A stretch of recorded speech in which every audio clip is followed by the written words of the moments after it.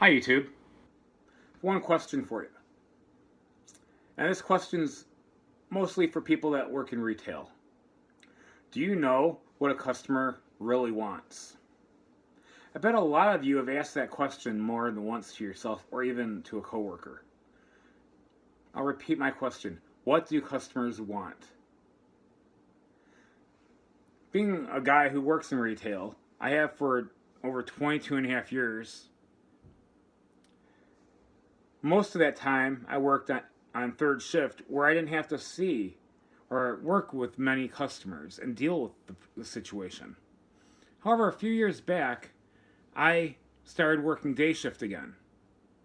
And in 2017, I decided to take a seminar on what customers want and how businesses may be not delivering the best service they can be to customers.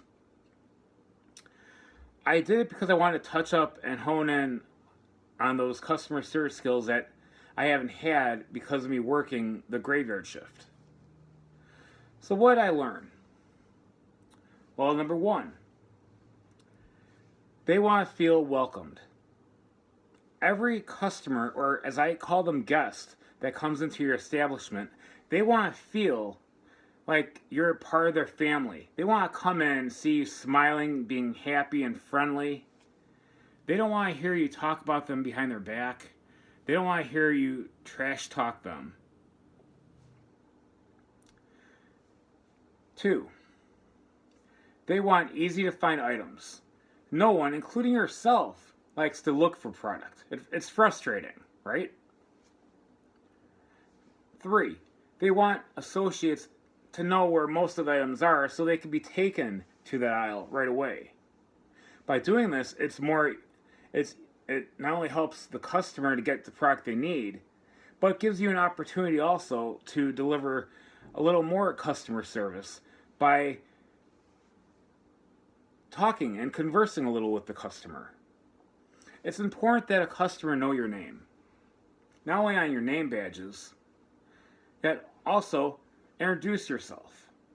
Introduction in any type of business is key to success because it shows respect and acknowledgement of the other person. And it shows them that you're treating them the way they want to be treated instead of just treating them as just a random customer. For example, you could say, "Hi, my name is Chris.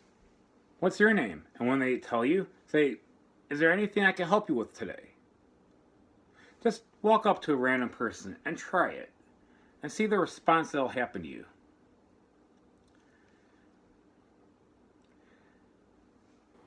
After you're done helping them, do not say, "Have a good day." Why? Maybe they're in a bad mood and they don't want to feel like having a good day.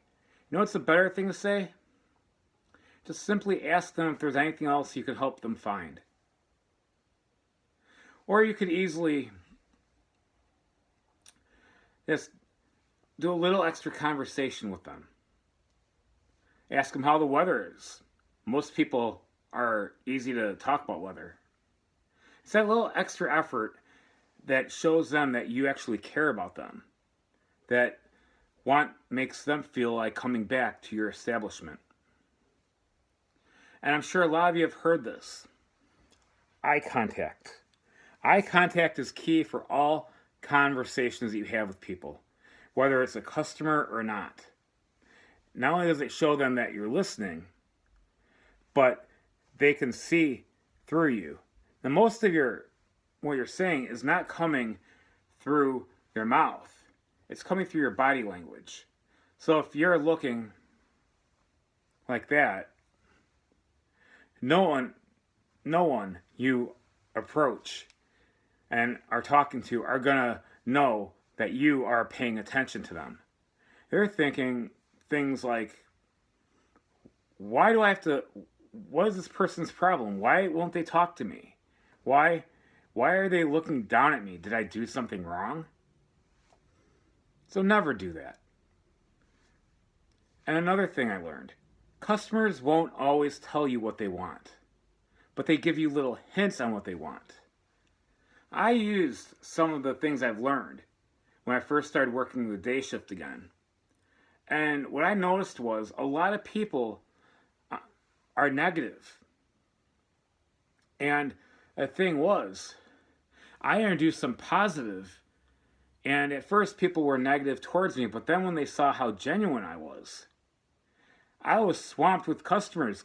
People kept coming up to me asking me for help more than anyone else. Why?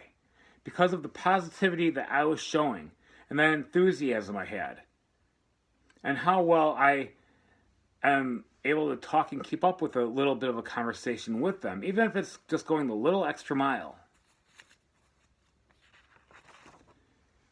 Protocols for customer service. 1. First impressions. First impressions are the very most important, which is why I said, introduce yourself. Tell them who you are. Ask them if you could help them. Customers and you both know each other. When you know each other, you feel that little bit of a connection, and by having that connection, people feel more ease around you and are willing to talk to you more.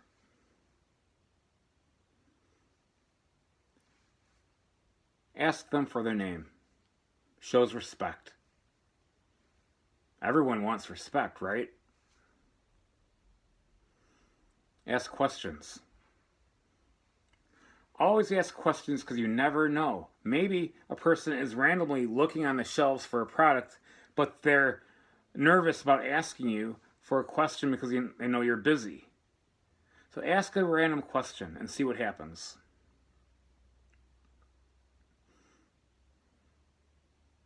Use simple words. People are often confused if you use jargon. If you talk too fast, they may think you're not really listening to them.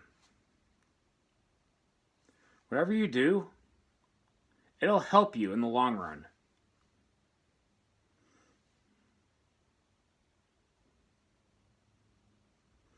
Vocal variety. Use your voice to convey the message by being more smooth. Breathe before you speak.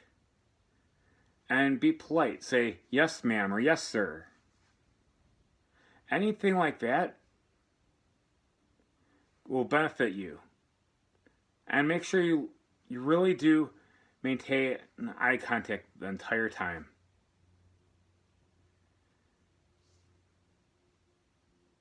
The number one complaint customers usually have are repeated information. People don't always repeat what they want. So they think that you're not listening to them. So if you repeat what you say, for example, if you said, yes, sir, then be clear, you're looking for the new Batman movie on DVD.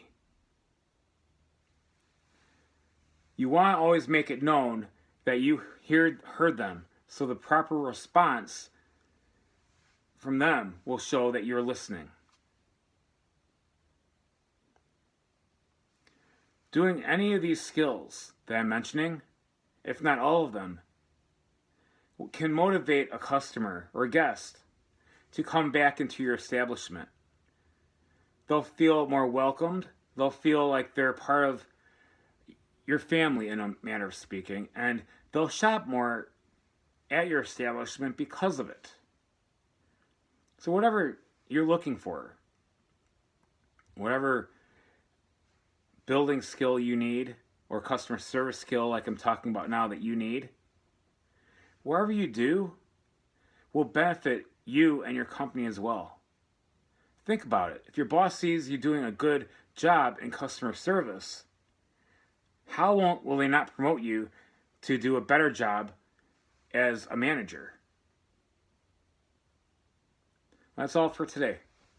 Have a good day.